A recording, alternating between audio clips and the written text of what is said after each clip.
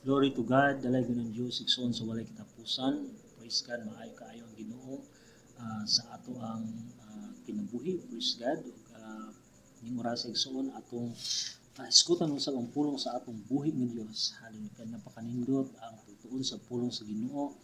Kay kini naghatag kanato kinabuhi, mo kini ang iwag sa dala nga atong gilakwan igsoon. Praise God, ang kalibutan puno sa kangit-ngit. Kung nagkinahanglan kitang iwag nga mao ang pulong sa atong buhi nga Dios. Hallelujah. Oh, dalay ko ng Diyos ay tapusan. Uning oras sa igsoon, hallelujah. Let us pray to the Lord. Father God, in the mighty name of Jesus, I pray, Father God, hallelujah. Uban kami Ginoo, hallelujah, sa pagpasubra ang pulong ug hikapon mo ang mga tao nga makadungog ni mensahe karon. Hallelujah. We give you praise, we give you honor. Hallelujah. Hallelujah. Anoint me in your word. Hallelujah.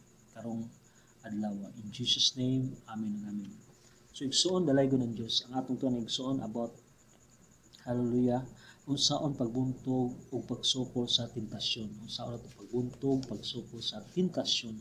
Kay mao kini karon ang problema igsoon sa kalibutan na ingon pa dali ra kaayo tintalon sa yawa ang mga tao. That's right. Daghan gayud ang naguba nga kinabuhi tungod na tintal sila sa kaaway, no? Ilabi na sa mga batan-on, no? Dali ra kaayo birahon sa kaaway. But atong topic karon unsaon pagbuntong ug pagsuko sa tentasyon, no? I do believe nga kini makatabang no sa matag usa kanato how to defeat temptation in our lives. Hallelujah, glory to God. So, the question is, musugot ba ta nga matintal pag-usab sa yawa? No? How many times ta natintal? Siguro, dili na nyo maihap, dili na nato maihap kapila kita tintala sa yawa. But the question is, musugot ba ta nga lagi na lang, no? Or magpadayon, no? Kanunay ta matintal, no? Siguro mayon ka,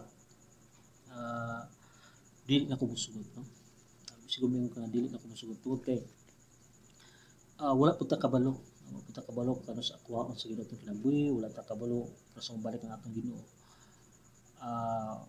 Basig pag balik sa Ginoo, patay mo nga natintal ka or sa pagbalik sa Ginoo or sa pagbalik sa Ginoo, wa pa kagawas siya sa sala or napakaliya sa tentasyon yung gikuha ang imong kinabuhi. So ang pangutana, asa ka padulong? Ang muna punta, asa ka padulong kung kuhaon imong kinabuhi niya na timingan nga wa pa kagawas sa pagtintal sa kaaway, no? So kita na sa ng Bible na wala gayo buliman sa ang sulod sa gingharian sa Ginoo. So very important to resist temptation. How to paano nato mapili ni no, sa mga natong diskutan karon. So number one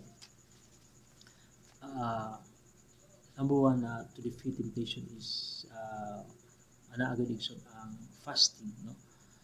Gikinahanglan ta mo fasting.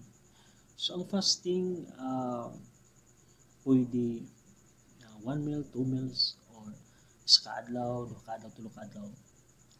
So nagdepende na sa imo. Ang uban nag-fasting 7 days. Jesus he fasted 40 days and 40 nights, Jesus Christ. So ato basa sa Luke chapter 4 verse 1 to 2. Lucas chapter 4 verse 1 to 2. Hallelujah. Hallelujah.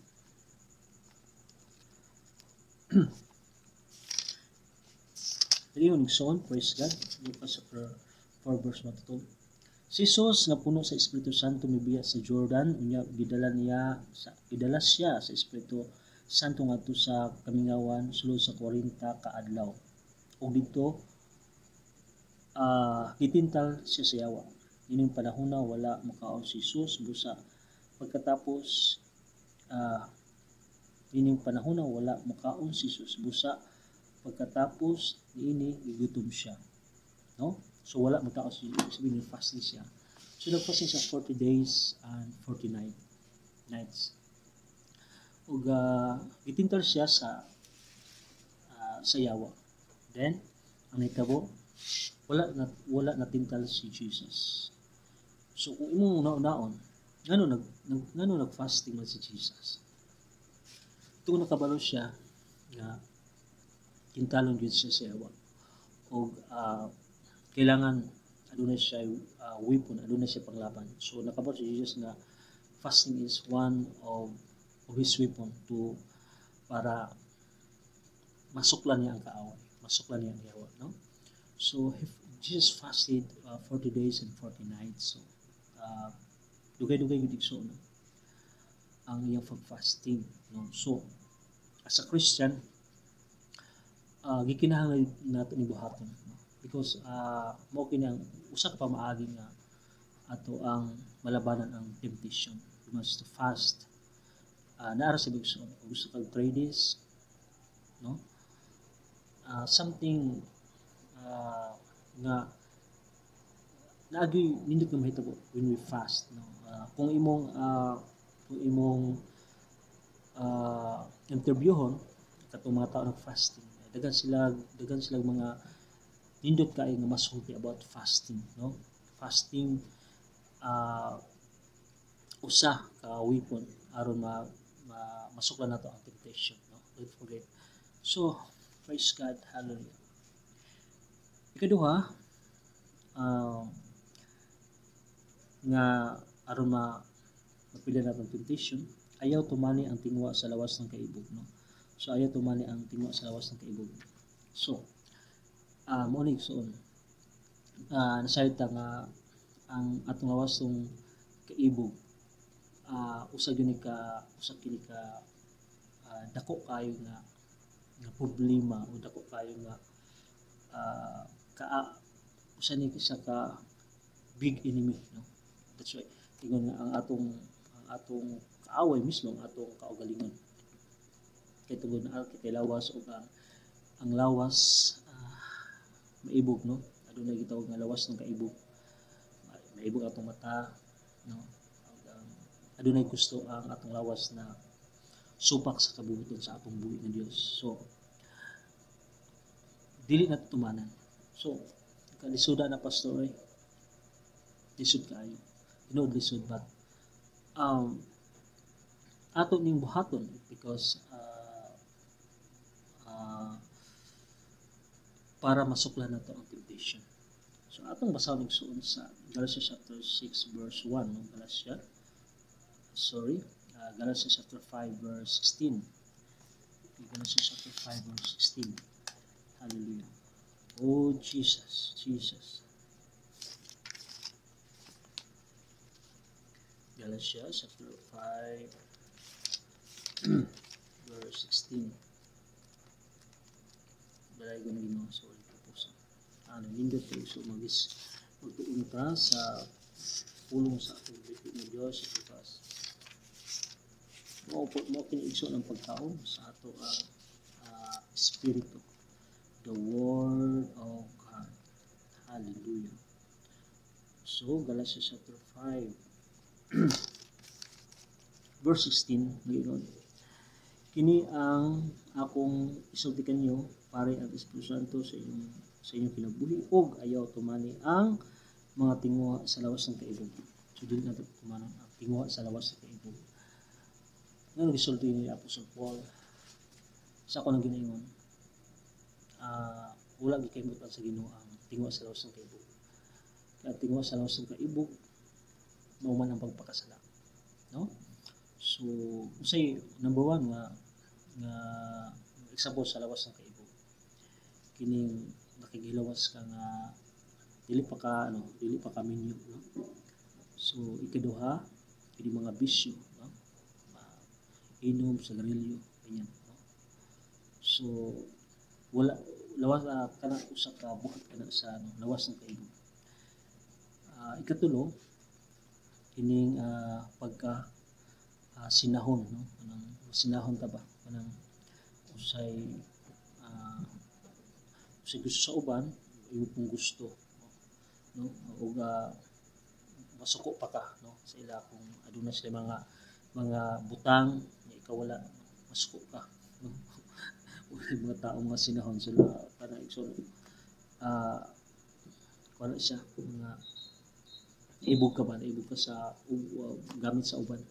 So dili na gusto atong Ginoo, gusto sa atong buhi nga Dios na unsay anaa sa imo, ha, pasalamatan nimo atong buhi nga Dios, no? Unsay ihatag sa Ginoo, yung pasalamatan sa Ginoo, kontento ka unsay gihatag sa Dios diha kanimo. So wala may sala kung mangayo ka sa atong buhi nga Dios, kung mangayo ka, no? Tuuhin nga pala madawat, imong madawat, no. Ang mali lang na ibog ka sa butang sa atong tao, masuko ka sa ila o tungod sa imong kasina, no. So muna igsoon, so dili nato tumanan ang atong tingwa sa lawas ng kaibog.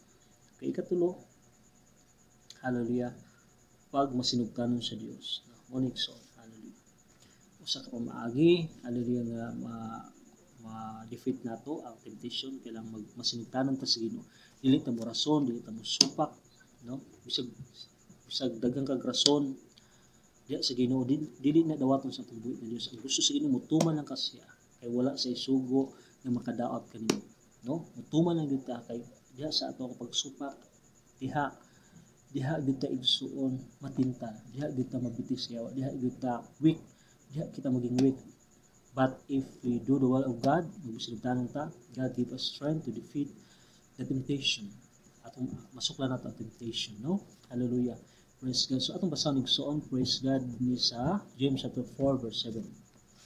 James, Santiago chapter 4 verse 7. Hallelujah. Praise God. Oh, glory to Jesus. Glory to Jesus. Ngayon sa 7, usa pag masinugtanon kamo sa Dios, suklin niyo ang yawa ug budagan siya, no. First, magmasinugtanon kita sa Dios. Hallelujah. And then when atong magmasinugtanon kita sa Dios, masuklan nato ang yawa, no. So very important, napakahalaga ang pagtuman Dios sa atong buhi nga Dios. Sabi na ang mga pastor gisugo, ang mga pastor mga magbuhat sa Ginoo, pinaagi sa ila ipaabot ang mensahe sa Dios o paabot na sa mga membro. Ug kinahanglan nato ng tumanon, no, kay tungod mosupa ka sa pastor sama usab ni supa ka sa Dios, no. So magmasinugtanon sa Dios aron mapili nato ang temptation. So sa karon igsoon mao lang sa na ato isuon karon ug ato ning sumpayan next, no, next, hallelujah. So mao ning igsoon number 1, hallelujah, nga atong buhaton ang masuklan nato ang temptation. Number 1, fasting, napakahalaga igsoon. Kadi na ko kaya ang isa ka adlaw, so 2 meals ka, no. Basta dili nimo hayaan na sige ra kag kaon, kaon ka buntag ito hapon, no. You kay fasting, no. Ay igsoon kung pwede mag-fasting gud ta, no. Ano fasting gud, pwede sa isa adlaw isa ra ka kaon, no. Ana dili nato kaayo saksakan ang atong lawas ug mga pagkaon, no. Kailangan as a Christian man gud na agud fasting, na agud pagilaan nga dili sa kumakaon karon nga pamahod sa kumakaon karon nga paniudto dili sa kumakaon karong gabi, or karon nga day dili sa kumakaon, or sa isa ka semana fasting sa kadlaw. Ana, hallelujah. Very important. Ang uban straight good. Fasting sila 3 days, ang uban 7 days, o 15 days. Why? Because nakabalo sila. Usa ka pamagi ng pili na to ang temptation. Marasis na to ang temptation. Hallelujah. Second is ayaw tumani ang tingwa sa lawas ng kaibog. So morning son,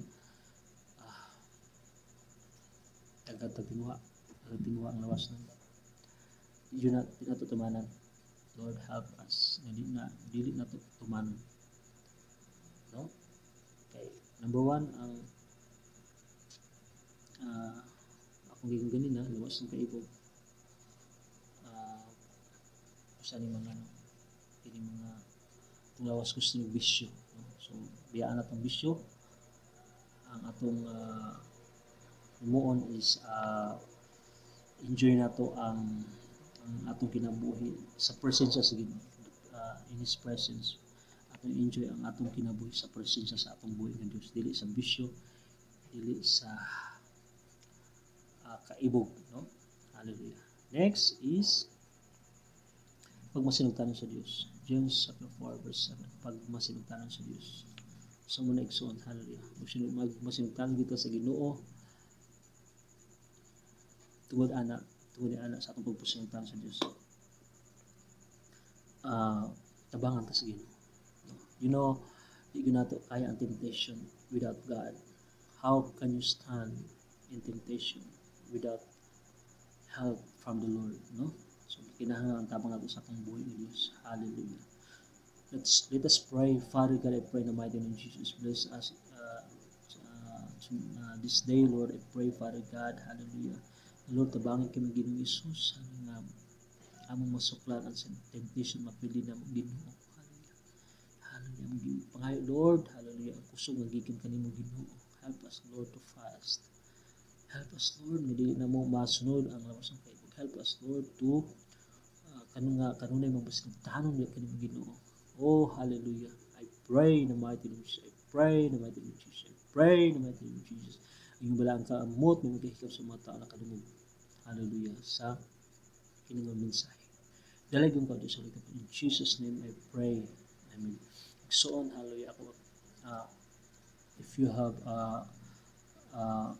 gusto mo tabang sa ministry, sa mission, hallelujah. You can give to the Lord, hallelujah. Tungod kay ning atong kapanahonan, kailangan isang yung ang pulong sa Dios laban sa mga lagyo, no? So ang imong pag-support, paghata sa balaton sa Ginoo, dako kanyang katabang, no? Dako kanyang katabang, no? Usa ka nga gantihan sa Ginoo kung support ka sa mga mission, no? It's coming July 30, hallelujah. Ato kita sa Surup sa Magasas. So, daghang patag dugang nga gusto ato aron mag-mission, but limitado lang tungod kay we need financial, hallelujah. Aron gamiton nato kay musangyaw ta, kung magsangyaw pakanon nato igsoon ng mga bata, mga tao. Ayaw kalimti bulahan naghatag kasi nagdawat. I hope you will support sa ministry, Come to Christ Ministry. If you want to give, so hallelujah, just contact us, hallelujah. So God bless you mga igsoon. Wala lang matawag ka nato ang Ginoong Hesus lang. Always come to Christ. Aron kita mabugatan ang tanan mahimunggaan tungod tabangan kita sa atong Ginoong Hesus. God bless you all. Hallelujah. Hallelujah. So magampog igsoon, hallelujah. Right now sa tanang may sakit, sa tanang problema, Father God, I pray in the mighty name of Jesus, Lord, ayuhon mo Ginoong Hesus ang ay sakit karon, hallelujah, in the mighty name of Jesus, hallelujah. Hallelujah. I do believe mabuhat ka Ginoong Hesus, hallelujah. Hallelujah. Sakit, high blood, diabetes, leukemia, ubo, kalintura, hallelujah. Touch them in Jesus' name. Heal them right now, hallelujah. In Jesus' name, in Jesus' name. Tuig so nga ikaw giay nakaroon sa atong Ginoo, in Jesus' name. Tuig nga ikaw giay nakaroon sa atong buhi nga Dios, in the mighty name of Jesus. Healing upon healing in Jesus' name. Receive it in Jesus' name, in Jesus' name. And Lord, subaro mo ng problema in the mighty name of Jesus. By the power of your Holy Spirit. In Jesus' name, I pray. Amen and amen. God bless all. Praise God.